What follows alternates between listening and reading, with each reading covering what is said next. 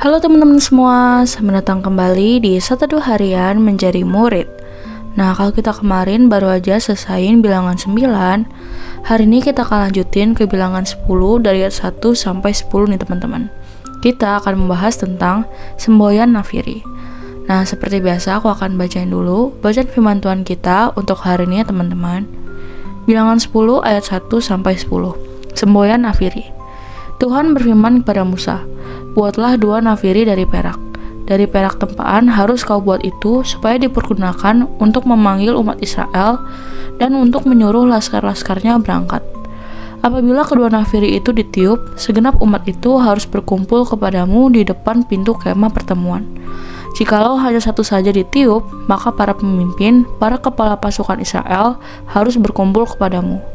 Apabila kamu meniup tanda semboyan, maka haruslah berangkat laskar-laskar yang berkemah di sebelah timur. Apabila kamu meniup tanda semboyan kedua kalinya, maka haruslah berangkat laskar-laskar yang berkemah di sebelah selatan. Jadi tanda semboyan harus ditiup untuk menyuruh mereka berangkat. Tetapi untuk menyuruh jemaah itu berkumpul, kamu harus meniup saja tanpa memberi tanda semboyan. Nafiri-nafiri itu harus ditiup oleh anak-anak Imam Harun. Itulah yang harus menjadi ketetapan untuk selama-lamanya bagimu turun-temurun.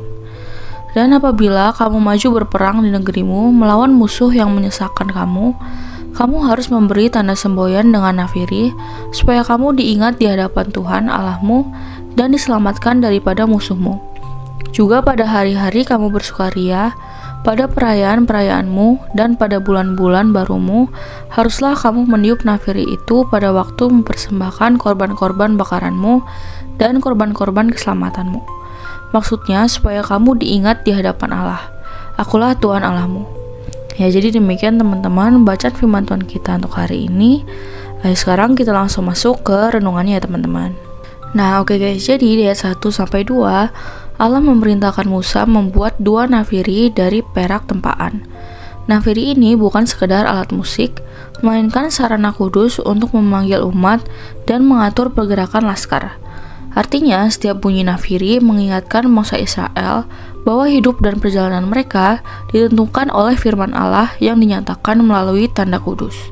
Di ayat 3-4, jika kedua nafiri ditiup, seluruh umat berkumpul di pintu kemah pertemuan.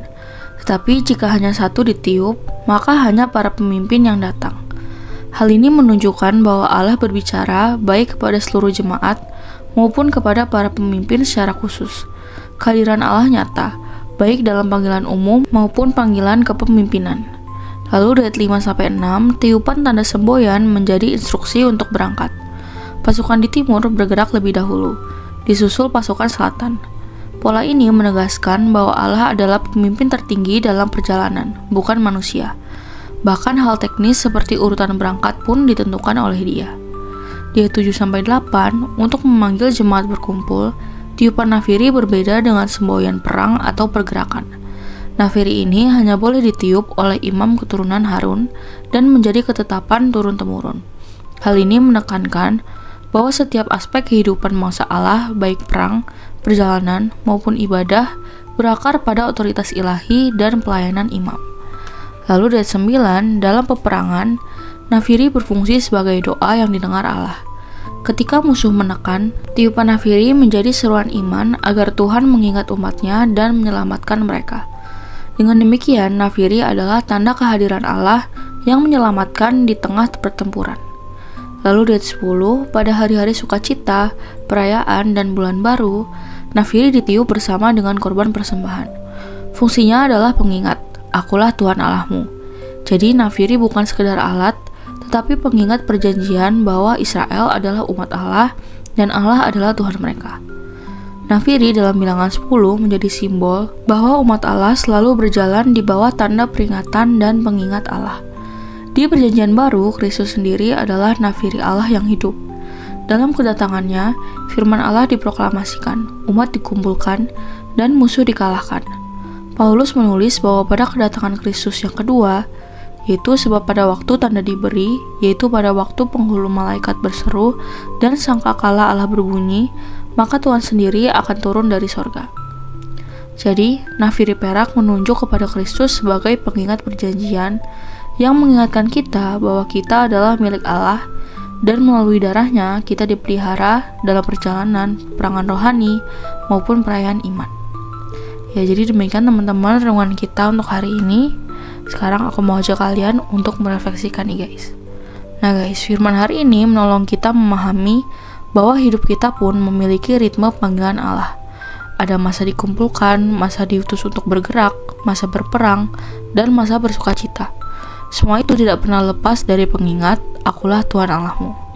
Dalam konteks sekarang ini, saat ini, Nafiri mengingatkan kita akan disiplin rohani, doa, firman, ibadah yang memanggil kita kembali kepada Allah. Nafiri menegaskan bahwa dalam setiap peperangan hidup, entah tekanan pekerjaan, relasi, tantangan iman, Allah hadir untuk menyelamatkan. Nafiri mengingatkan bahwa setiap sukacita dan keberhasilan harus dikembalikan kepada Allah sebagai sumber hidup. Maka semua tahap hidup adalah kesempatan untuk memuliakan Tuhan dan mengingat bahwa kita adalah umatnya. Sekeren itu guys. Nah lalu pertanyaan efektif untuk hari ini ada 3 nih guys. Yang pertama, apa yang ayat-ayat ini ajarkan tentang siapa Allah dan bagaimana ia menyertai umatnya? Lalu yang kedua, dalam tiupan Nafiri, kehidupan kita sekarang, entah panggilan, peperangan, perayaan, bagian mana yang paling kamu alami? Lalu yang terakhir, bagaimana kamu bisa menghidupi panggilan Allah di masa kerjamu saat ini supaya nama Tuhan dimuliakan? Seperti biasa, teman-teman boleh jawab sendiri, atau kalau mau komen di bawah jawaban kalian juga boleh banget guys. Ya jadi segitu aja satu kita untuk hari ini. Sekarang aku mau pimpin kalian dalam doa penutup ya teman-teman. Teman-teman, mari lipat tangan, tutup mata, kita berdoa. Tuhan, Engkaulah Allah yang memanggil, memimpin, dan menyelamatkan umat-Mu. Seperti Israel diingatkan oleh Nafiri, tolong aku untuk selalu mengingat bahwa Engkau adalah Tuhanku di setiap musim hidupku. Di masa aku bekerja, biarlah Nafiri-Mu memanggilku untuk setia, berjuang, dan bersukacita dalam Engkau. Amin. Tetap semangat guys, Tuhan Yesus beserta kita. Thank you for watching and see you in the next video. Bye-bye.